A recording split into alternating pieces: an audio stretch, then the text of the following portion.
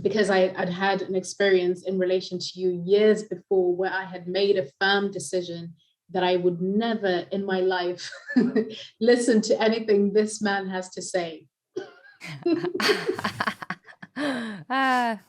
Based on a 3-minute clip, mind you.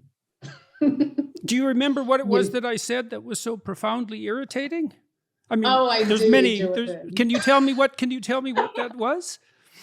Of course. You were talking about the gender pay gap. And this was part of a longer interview, the interview that you had with Kathy Newman. And this was a clip, 3-minute clip. You were talking about the gender pay gap, and you were saying that, paraphrasing here, but that the reason for most women is because most women are agreeable, most women don't negotiate, et cetera, et cetera. I believe that was essentially giving people options as to why it could be that there's this thing that exists or doesn't exist. And I didn't even finish the clip. I didn't even finish the 3-minute clip.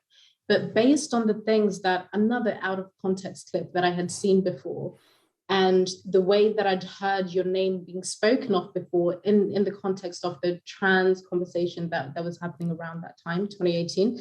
Right, exactly. Again, I was watching this clip, and it's almost like I wasn't even listening to what you were saying. I had already decided that I don't like this man because someone that I trust has told me that I shouldn't like him. So therefore, the decision is made. Why do I even have to finish that video? Right, of course. And it was just, right? Mm-hmm. And it was just normal. Well, we use heuristics like that all the time, and yes. It's easy to get caught up in them because, well, you can't listen to everyone. And so you kind of have to make a snap judgment about almost everyone. And the default is you don't listen because there's like 7 billion people. So obviously you're not listening to most of them. So you don't need much of an excuse. And it's really easy for that to get, and I mean, it's not like I haven't experienced that. Like on my podcast, I invite people on. Abigail Schreier, for example, she wrote, I don't remember the name of her most recent book, but it's a investigation into the downside of the rush to make everything gender fluid, essentially. And I was terrified when I had her on. I mean, I was in rather ill health at irreversible damage. Yeah. That's the one. I want to have Andy Ngo on my podcast, but that also makes me nervous too. And, because he's tarred with the fascist brush, and then it's guilt by association, and that might have been part of what you were feeling. So so you think, well, you need a simplifying heuristic, and part of that is, well, that most people aren't worth listening to, and he's definitely not worth listening to, and then that can so easily become politicized. And once it is, especially when the political has become religious, it's really, really hard to overcome that. Yeah, and so, it really is. A lot of the things that the radical left are pointing out are in some sense universal human failings. And so they have that truth about them. I mean, because we could ask ourselves, given the implicit tendency for human beings to have a pronounced in-group preference and the potential we have for violence against out-group members, how do we all address our proclivity to damn the foreigner? Okay, that's a really important question.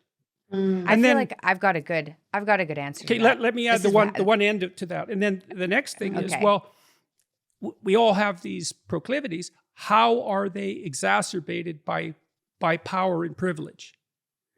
Right? Those are good questions. But as soon as we make it instantly racist, well, then we can't even ask the damn questions properly anymore. So, Mick, sorry. My joke is over now. Oh, I'm sorry. I stomped all over your timely joke. You stomped all over my tiny little joke.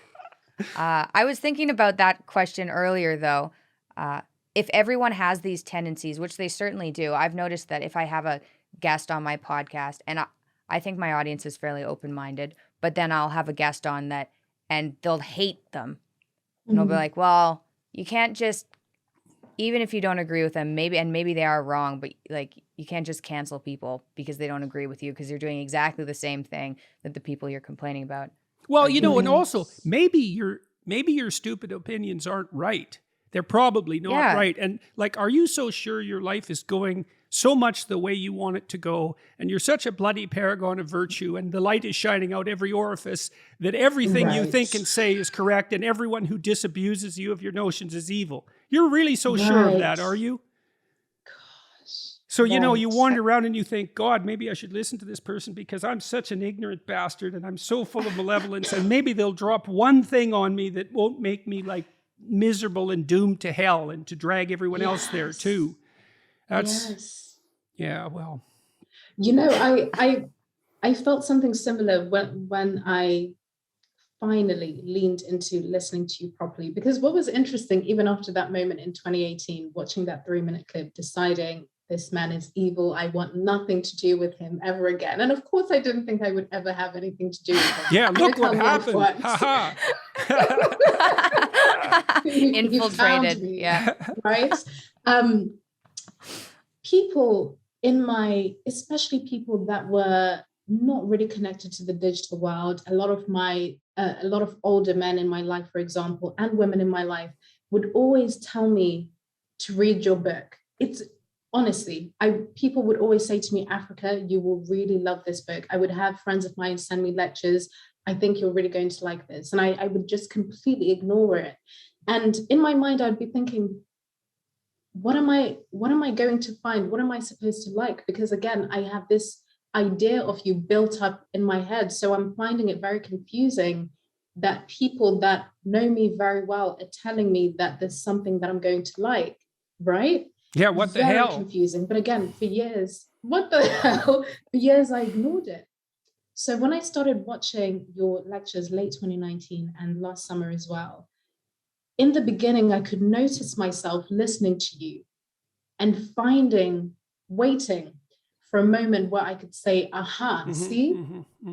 Right. I knew I was right. And you know what? I waited. That moment never came. That moment never came. That comes for me, right? All the time. Really.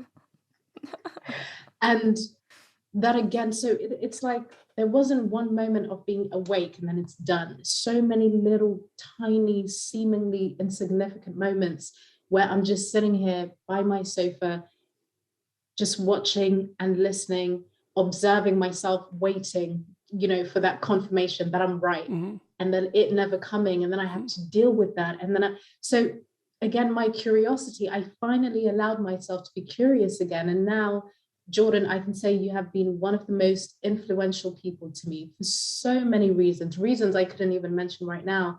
But to be able to have the conversations that I do now publicly, you have, and I could have never imagined this ever in my entire life. Things like this don't just happen. And the fact that I can tell you this. Oh no. Thank you. Just thank you. Thank you. You got him.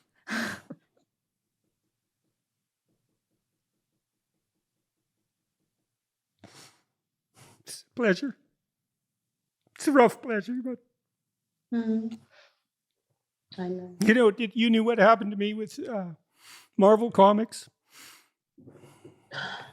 Yeah. That was something. It's really something to see yourself portrayed. You know, I got accused of being a Nazi pretty much when all this happened. It was really something because I had been teaching students what we're talking about today, about these temptations that you faced and how people, as individuals, get sucked into that totalitarian hell. You know, and then, so that was something for that to happen, such a reversal. And then to have that comic book come out, well, it was surreal. It was absolutely surreal to be portrayed, because Nazi wasn't enough, right? We had to go right for the archetype itself. So I think we've raised about $400,000 for charity now on the basis of that. So that was a fun reversal. But it was really shocking when I first saw that. I just couldn't believe it. I was very ill at the time too. And I thought, this can't be real. This has to be Photoshop. This cannot possibly be happening. It's so completely beyond comprehension. And, you know, to come from the pen of one of the foremost Black intellectuals And I use the racial category only because that's the categories that he's using to operate within. Yeah. You know? So life is really weird. This is true. Right. This is true. As this whole conversation illustrates.